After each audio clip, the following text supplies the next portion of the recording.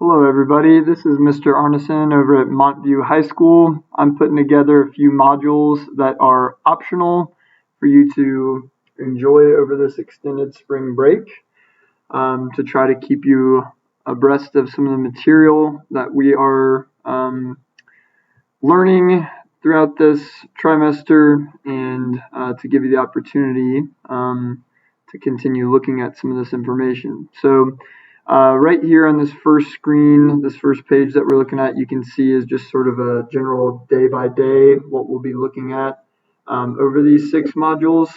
As of now, I just have these first modules done as of this recording, but each day will look like this, where there's some content, skill, and practice for you to work on. And again, we'll be looking at a variety of things, sort of starting with the New Deal, as we can see, going all the way through the start of the Cold War, and as sort of an ending piece, the ability to optionally try out a practice exam as well. So what we'll do is flip over to here and we can see a couple questions that I have, and I have some answers to them as well. And so I think the first question I have written out here, why should I try on the APUSH exam / why should I pay attention to these modules? Well, a few things. First of all, AP exam logistics, we can see May 8th, 2020. So as of now, the AP exams are still on as scheduled. We don't know what will happen. It very well could be that the College Board changes these, but as of now, that is the date.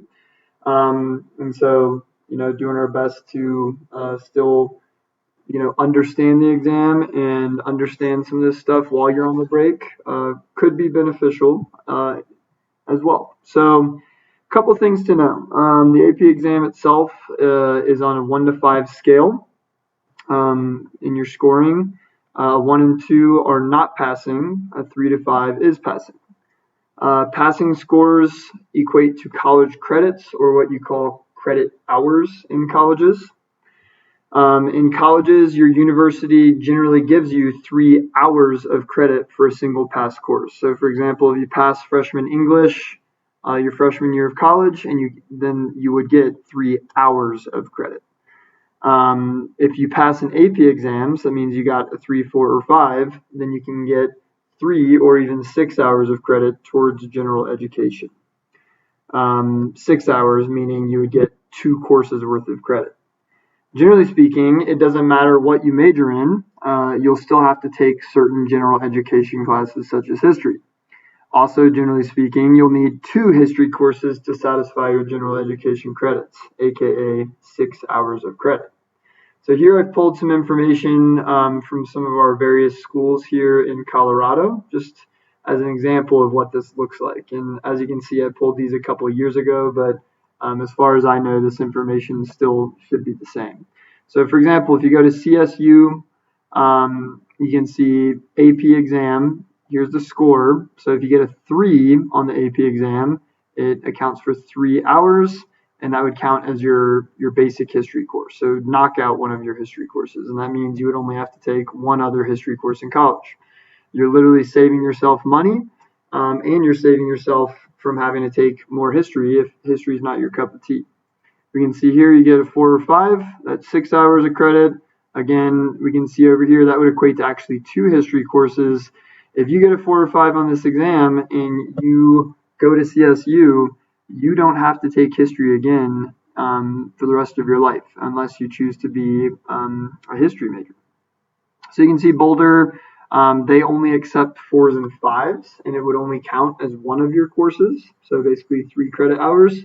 So it's a little bit tougher to get that credit there, but I will say even with a 3, it'll still count towards general education credit, which just means like you go into college with credit, aka you've essentially proven that you're capable of taking a college level class. It helps you with other things when you're in college, like registering for classes earlier and things like that. So going into college with credits already looks good. Again, DU, you get a 5, it can count as 2 courses. You get a 4, it can count as 1. A 3 doesn't count, but it would count towards general ed.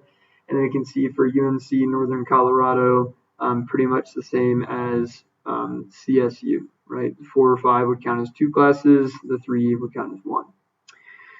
So that's sort of our, why does it matter? Why should we try? Why do we want to do well?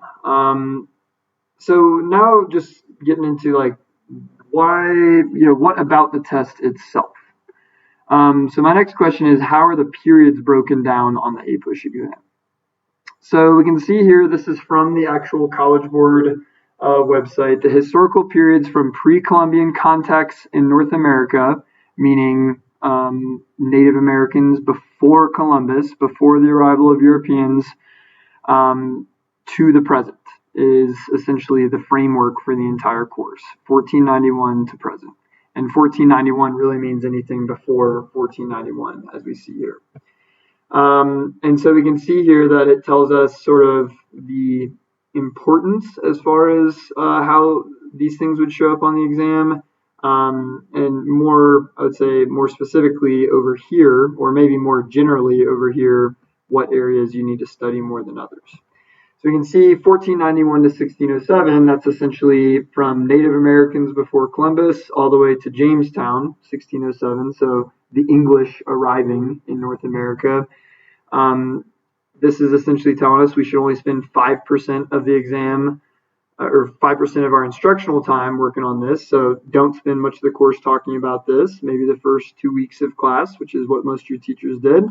And subsequently, it's not going to be a big part of the exam either. It's not going to show up in the form of writing really at all. It'll be more so just a few multiple choice questions. Same thing with here, from essentially Reagan on to Obama, maybe even potentially some Trump stuff in there, most likely not, but that, again, 5%, not going to show up in anything except for maybe a few multiple choice questions. Your biggest chunk of the exam is going to be from Jamestown, the colonies, all the way essentially to the election of Reagan. All of that is the meat and potatoes of the exam. So moving forward again, we have, what does the APUSH exam actually look like? So we'll just read this again. This comes from the College Board. The APUS history exam is 3 hours and 15 minutes long and includes both a 95-minute multiple choice and short answer section. So that's what we call section 1 of the exam, and a 100-minute free response section. That's section 2. And so each section is divided into two parts. We'll look at that more here in a moment. So section 1 is both multiple choice and short answer. So that's that 95-minute first part.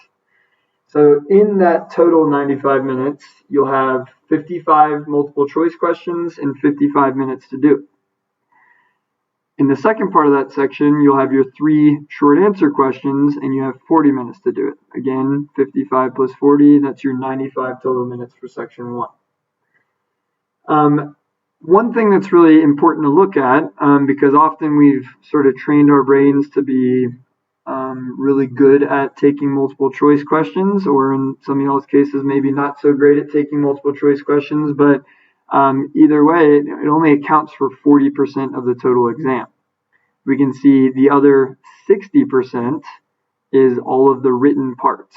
So when we think about it, that means clearly the College Board is weighing writing much more heavily than your ability to answer multiple choice, 60 versus 40.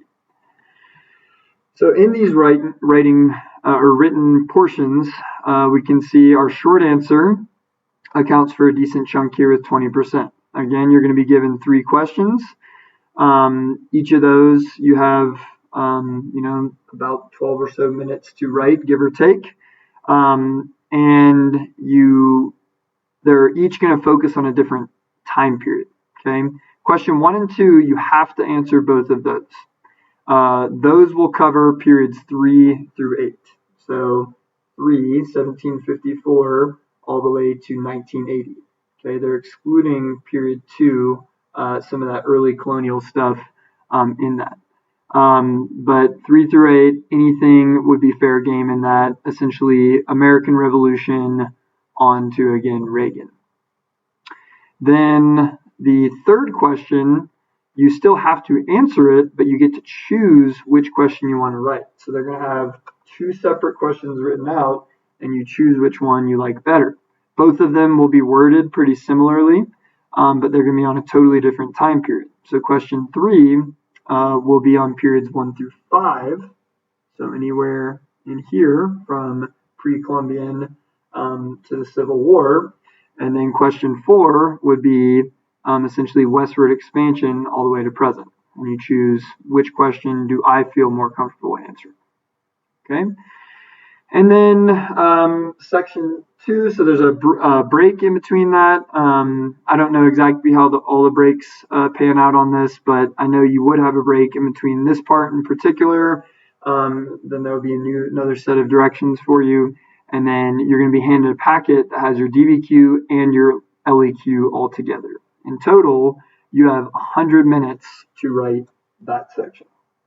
So the 100 minutes is without any breaking at all. They just say, here's your time. You can spend however much time you want on either essay. Theoretically, you could spend your entire time on the long essay alone or just on the DBQ. But what's recommended, we can see, is over here. About 60 minutes on the DBQ, 15 minutes for planning and reading the documents and analyzing the documents, and about 40 minutes for the LEQ. And that makes sense, that breakdown, because you want to spend the majority of your time doing really well on this DBQ because it accounts for 25% of your grade, whereas the long essay only accounts for 15% of your grade. But we can see DBQ, it's on periods 3 through 8. So again, this sort of chunk, 1754, so our American Revolution, all the way to essentially Reagan, and that Cold War era. So your DBQ would be on something in there. The nice thing about the DBQ, of course, is you have documents to guide your thoughts. The LEQ is a little bit tougher because there's no documents. You just have to do your best. But the nice thing that they give you here is that you have 3 different options. So all the questions or prompts will be worded pretty similarly, and you choose which prompt you like the best. So periods 1 through 3, 4 through 6, 7 through 9. Again, if you like the stuff from early history, that's what was most interesting to you. Maybe you choose that prompt, and that's the one you write about. So you have options. So again, the breakdown, mostly writing-based versus the multiple choice. Again, the idea is that hopefully you can show that you're a well-balanced student, you have a well-balanced understanding of history, and that not one single thing will knock you down. So theoretically, even if the DBQ, for example, is on a really hard prompt, hopefully it balances out between the fact that you do well, or at least decently, on the short answers, you choose the long essay prompt you like the best, you get enough credit to squeeze out a multiple choice, and you can still get at least a 3, which is nationally what the majority of students get. And so with that, we'll wrap up this video. There's a lot more information you can find on the College Board website. And just tons and tons of resources out there. So don't hesitate just to type something into Google and you can find more that way. We'll look forward to connecting more over some more of these modules and hopefully do our best to continue to get you prepared moving forward. Take care, everybody.